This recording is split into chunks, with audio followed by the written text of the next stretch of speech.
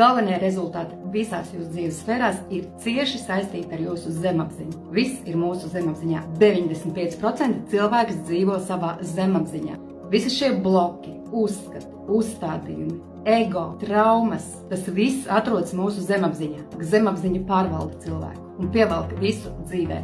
Tu apziņā kaut ko gribi, bet ja zemapziņā tas nav, tu nevari rīkoties, tu nevari iet uz savu mērķi, tu nevari piesaistīt noteiktus cilvēkus, iespējas, tas vienkārši nenāk tavā dzīvē. Tā ietekmē visu. Tā ir ļoti liela aizberga daļa, kuru mēs neredzam un kuru mēs nejūtam. Un tā atrodas mūsos iekšā. Tā ir mūsu neredzamā daļa. Bet zemapziņu pats cilvēks nevar ietekmēt.